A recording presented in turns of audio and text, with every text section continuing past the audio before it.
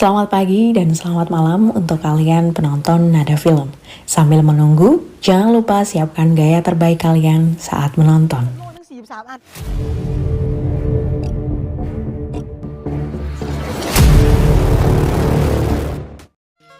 The Billionaire. Film ini diangkat dari kisah nyata yang menceritakan anak SMA pecandu game online. Saat usia 17 tahun, ia putus sekolah untuk memulai usahanya. Di sisi lain, keluarganya tidak setuju dengan usahanya, tapi dengan tekad dan jiwa pantang menyerahnya, ia mampu mendirikan usahanya dan mempunyai lebih dari 2.500 karyawan pada tahun 2010. Serta produknya tersebar luas ke 40 negara, salah satunya di Indonesia. Produk tersebut sering kita temui di toko dan swalayan terdekat. Untuk mengetahui bagaimana perjuangannya, makanya tonton terus sampai habis. Oke, kalau sudah langsung saja ke ceritanya. น้องครับถ้าจะมาฝากหรือถอนเงินเนี่ยเชิญครับ Film dibuka dengan memperlihatkan seorang anak SMA. Ia bernama Top Itipat. Top merupakan anak sekolah pada umumnya. Ia sangat suka bermain game online multiplayer, bahkan saking kecanduannya, ia nekat bermain menggunakan komputer sekolah. Ketika jam praktek berlangsung, karena itu game multiplayer, di mana pemain di seluruh dunia bisa terhubung dan berkomunikasi, Top jadi punya banyak teman dari game tersebut. Di dalam game, salah satu pemain meminta Top untuk menjual salah satu item langka yang dimiliki Top. Secara mengejutkan, pemain tersebut menawarkan $500 Singapura demi supaya Top mau melepas item tersebut. Karena Top gak punya rekening, jadinya ia meminjam rekening milik pamannya. Dengan akun rekening tersebut, Top kembali ke dalam game dan melakukan transaksi. Seperti gift item jika di Mobile Legends dan Free Fire.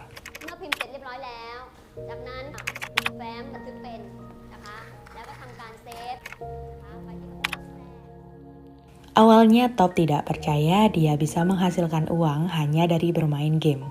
Tapi setelah melakukan pengecekan langsung di bank, ternyata benar ada uang dolar Singapura yang masuk ke rekening pamannya.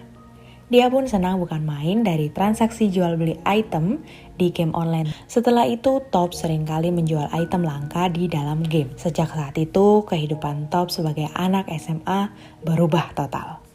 Keesokan harinya, sebelum ke sekolah, dia sempat membeli sebuah mobil baru dengan uang tersebut. Setelah membeli, ia langsung berangkat ke sekolah. Sayangnya, satpam di sekolahnya tak membiarkan Top masuk, sehingga Top menyuap satpam tersebut agar ia diperbolehkan masuk. Namun, karena hal kotor tersebut, Top dipanggil sama kepala sekolah dan mengancam Top akan memanggil orang tuanya juga. Top yang mendengar ancaman itu, lagi-lagi ia menyombongkan diri dan ia berniat akan menyuap kepala sekolah dan Top juga akan mengganti semua lampu yang rusak di sekolahnya. Guru Top yang merupakan orang yang jujur, ia menolak dan menyuruh Top keluar. Top yang terlihat berubah total, ia menjadi populer di kalangan siswi di sekolahnya. Saat ia sampai di parkiran, kita diperkenalkan dengan cewek bernama Line. Ia merupakan pacar Top dan berniat akan jalan-jalan dengan mobil barunya Top. ของหญิงแห้งพิเศษเพิ่มเท่าไหร่ครับ280ครับ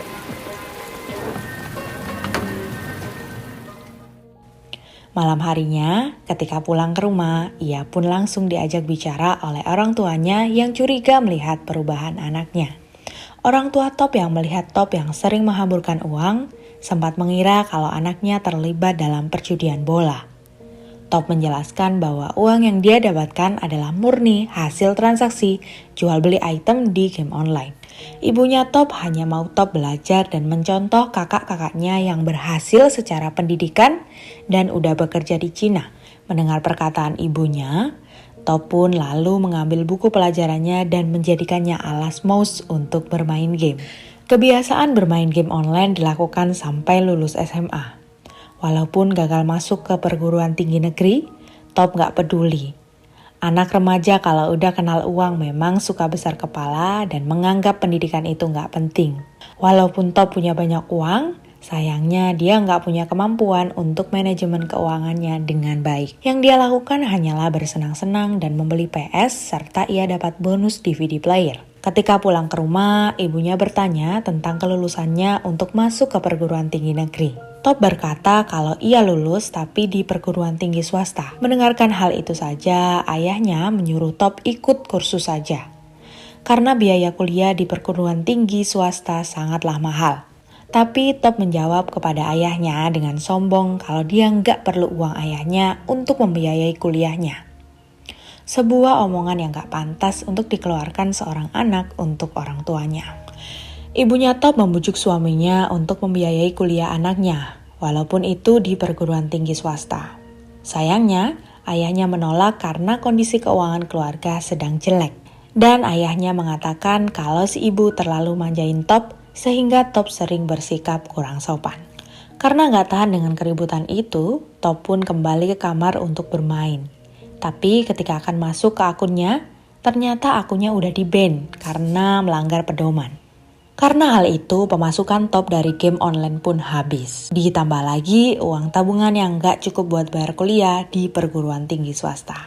Top yang mengalami kondisi ini, ia memutar otak untuk mendapatkan penghasilan lain. Dia berpikiran untuk berjualan DVD yang ia dapatkan dari bonus beli PS. Keesokan harinya, tanpa berkonsultasi, ia langsung membeli 50 DVD dengan tujuan untuk dijual lagi. ถ้าพี่ขาย DVD เครื่องละ500อ่ะพี่ก็ได้กำไร เฮ้ย800เนี่ยก็ทุนแล้วนะ Ketika ia akan mencoba DVD itu di depan ibunya, dia baru sadar bahwa puluhan DVD yang dia beli kualitasnya itu paling buruk. Top kembali lagi dan komplain, tapi itu nggak ada gunanya. Karena DVD itu memang nggak ada garansi karena DVD yang ia beli merupakan DVD bajakan. Top yang marah pun sampai nggak sengaja memecahkan kaca etalase. ไปฟ้องพ่อฟ้องแม่น้องเถอะ พี่เอา DVD พี่เอาพี่ขึ้นไปเลยนะเว้ย Setelah pemilik toko menamparnya, ia langsung pulang. Saat di perjalanan pulang, Top melihat ayahnya berjalan kaki dan menyuruh ayahnya naik mobil. Ayahnya berkata bahwa bisnis itu nggak mudah. Jangankan anak kecil, orang dewasa saja kesusahan. Ayahnya menyuruh Top bersekolah dan akan membayar uang masuk kuliahnya. Top tetap saja menolak bantuan ayahnya. Di malam hari, Top mengambil jimat ayahnya untuk digadaikan dan memakai uangnya untuk masuk ke perguruan tinggi swasta. Namun Top yang gak punya bakat dalam mendengarkan nasihat, ia malah berniat akan keluar dan menyuruh temannya merekam apa yang dibicarakan dosen. ฝากงานเทปไว้ด้วยแล้วกันกูคงไม่กลับมาละ ค่าเนกิจไม่คิดเป็นวินาทีเลยนะมึง เนี่ย Di tengah perjalanan, Top melihat papan iklan yang tertulis akan ada pameran alat produksi makanan di sebuah mall. Ia pun mengunjungi mall tersebut dan melihat-lihat, ada banyak sekali mesin produksi. Tapi Top tertarik dengan mesin pemanggang kacang otomatis. Karena mesin itu baru ada di Thailand, maka Top langsung membeli mesin tersebut dan berniat akan berjualan dengan pamannya. Namun ayahnya tetap memarahinya dan mengatakan kalau harga sewa dibayar Top lebih mahal daripada harga pasar. Top yang terlanjur beli jadi mau diapain selain dipakai. Top sangat bersemangat dalam mempersiapkan usahanya. Dia belajar langsung dari pedagang kaki lima tentang memilih kacang yang baik, dan ia juga belajar bagaimana mengolah kacang yang gurih serta belajar rempah apa saja yang dibutuhkan. Dari pelajaran tersebut, dia pun mencoba memasak kacang di rumahnya dengan mesin otomatis yang disewanya. Keluarga merupakan orang pertama yang merasakan kacang milik Top.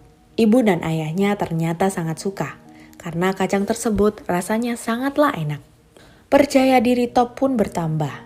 Dia memberanikan diri menyewa sebuah lapak di sebuah pusat perbelanjaan dengan modal nekat dan kerja keras. Top memulai bisnis pertamanya dan di hari pertama sayangnya nggak ada banyak kacang yang terjual. Top langsung merevisi dan belajar dengan cepat. Dia menyuruh si paman untuk berteriak memanggil orang-orang untuk membeli ไม่ใช่ kacang ประกวดร้องเพล mereka. งนะ เราขายของ ซื้อเกาลัดครับ เกาลัดทางนี้อร่อยครับ เกาลัดร้อนๆครับ เกาลัดร้อนๆครับ Beberapa hari kemudian ketika Top menemani Lin berbelanja di pasar, Top memanfaatkan kesempatan itu untuk belajar langsung dari pedagang-pedagang di sana. Dia belajar bagaimana promosi dan bonus yang bisa membuat dan mengait pelanggan. Tak lama kemudian, Top mendapati telepon dari si paman. Ia mengabarkan dagangan mereka pada hari itu nggak ada yang kejual sama sekali. Padahal si paman mengaku kalau dia udah berteriak-teriak memanggil pelanggan seperti yang Top ajarkan. Di sisi lain terlihat Lin ngambek. Top memutuskan untuk menutup telepon karena Lin mengira Top selingkuh karena sembunyi-sembunyi dalam mengangkat telepon. Setelah dijelasin kalau itu dari si paman, marahnya Lin pun merendah. Setelah itu, Top melihat anak-anak yang meminta sumbangan di depan pintu keluar masuk toilet. Karena itu Top paham dengan kesalahannya selama berjualan. Top menyadari bahwa dibutuhkan juga lokasi dan tempat yang strategis untuk berjualan. Tak lama, Top mendatangi staf mall. Ia meminta agar tempatnya dipindah ke pintu masuk mall agar ia cepat balik modal. Si paman menasehati Top untuk enggak buru-buru dalam mengambil keputusan. Top yang enggak peduli, akhirnya ia langsung mendandatangani kontrak tersebut. Keesokan harinya, ketika lagi di kampus, HP Top berdering. Dia pun meminta izin untuk mengangkat telepon tersebut. Tapi dosennya melarang karena dia bisa dianggap melakukan kecurangan. Top yang sejak awal gak peduli dengan pendidikan, ia mengangkat dan beranjak pergi. อาจารย์ครับ นี่มันวิชาบังคับนะคะนักศึกษา ฮัลโหล Setelah Top tahu bahwa kacangnya banyak terjual, ia langsung mendatangi pamannya dan mengatakan kalau ia akan membuka cabang. Si paman mengingatkan agar tidak terburu-buru. Tapi Top dengan perhitungan bisnisnya yakin bila membuka banyak cabang maka mereka akan punya pendapatan yang berlipat. Akhirnya Top menyewa mesin lagi untuk lapak yang baru. Top gak mengira Lin mendatanginya di mall. Top memang gak pernah cerita tentang bisnisnya ke Lin dan maksud kedatangan Lin di sana hanya untuk mengingatkan Top agar ia fokus di kuliahnya dulu daripada bisnisnya. Lin juga mengatakan kalau itu demi masa depan mereka. Di sisi lain, Jack, teman Top juga mengkhawatirkan kuliahnya karena sering gak masuk dan sering dapat nilai jelek. Top bahkan terancam di DO dari kampusnya. Sedangkan bisnis yang Top jalani ternyata nggak seperti ekspektasi yang ia bayangkan. Top ditegur sama manajer mall karena asap dari mesinnya mengotori plafon dari mall tersebut. Sehingga pihak mall mau memutuskan kontrak secara sepihak. Top juga dilarang berjualan di sana lagi kecuali Top bisa memperbaiki atap yang terkena asap itu. Tapi Top hanya diberi waktu 1 hari. Malam harinya, dengan ditemani ibunya, Top mengecat atap yang kotor. Ketika Top hampir selesai, satpam mall menyuruh Top berhenti karena mall tersebut sudah waktunya tutup. Lagi-lagi Top menyuap. Untungnya, satpam yang enggak seperti oknum DPR, ia menolak suapan itu dan sembari mengatakan, หมดเวลาแล้วก็ต้องกลับ เดี๋ยวหัวหน้าพี่มาเจอ Mendengar itu, ibunya merasa malu. Saat itu, Top juga marah karena targetnya nggak tercapai. Di lokasi parkir, ibu Top menyuruh Top untuk membuat paspor dan ia mengatakan akan mengajak Top pergi ke Cina. Di waktu yang nggak tepat itu, ibu Top mengatakan kalau mereka udah sepakat pindah ke Cina untuk menyusul kakak-kakaknya.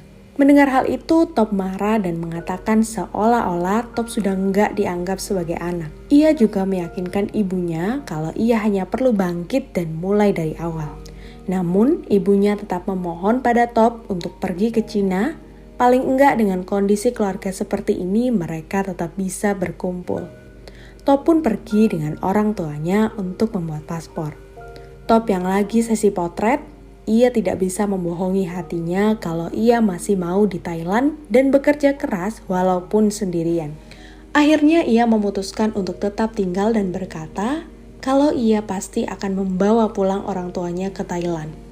Pada hari itu, Top pun ditinggal oleh orang tuanya ke Cina. Karena kerjaan mengecat atap yang belum selesai, pihak mall pun akhirnya memutuskan kontrak lapak kacang milik Top.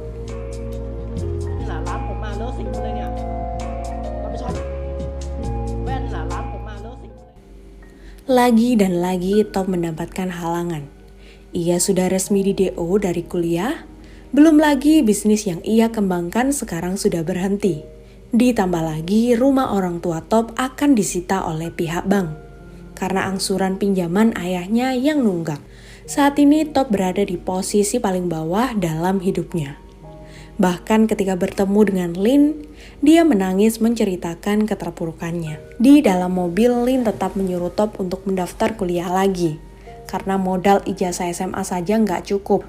Top menyanggupinya dengan setengah hati. Di perjalanan, Lin membawa cemilan rumput laut yang dia beli waktu lagi liburan. Ketika memakan cemilan itu, Top pun mendapat ide untuk menjual cemilan rumput laut sendiri. Setelah pulang, ia membeli rumput laut mentah dan menggorengnya bersama si paman. Puluhan kali mencoba namun selalu saja gagal. Rumput lautnya pahit dan gak enak hingga rumput laut tersebut habis. Top yang sudah kehabisan modal, ia putuskan untuk menjual semua komputer yang biasa dia pakai. Supaya Top bisa membeli rumput laut mentah untuk latihannya. Si paman melihat Top yang udah banyak menghabiskan modal, ia menyarankan Top lebih baik menyusul ibunya ke Cina. Karena Top sudah terlalu banyak pengeluaran dan gak dapat pemasukan. Top bilang, kita harus tetap berusaha. Karena apapun yang kita mulai, kita juga yang harus menyelesaikannya. Kalau kita berhenti, maka habislah, kata Top dengan percaya diri. Di hari itu, Top pun menepati janjinya untuk mendaftar kuliah lagi dibantu oleh Lin. Sepulangnya dari sana, dengan membawa rumput laut mentah, Top masuk ke dalam rumahnya. Ia kaget karena mendapati pamannya yang sudah terkapar di dapur.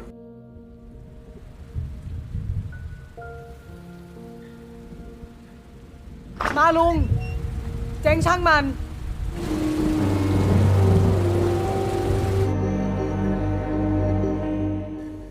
Selagi si paman dirawat di rumah sakit, Top mencoba menggoreng rumput lautnya sendiri sampai menghabiskan semua stok rumput lautnya. Karena Top belum menemukan rasa yang enak dari rumput lautnya itu, saat itu Top bingung karena ia sudah kehabisan stok dan hanya menyisakan rumput laut yang terkena hujan. Terpaksa Top menggunakannya. Nggak disangka ketika Top menggoreng rumput laut tersebut, ternyata rumput laut itu menghasilkan rasa yang enak untuk dimakan.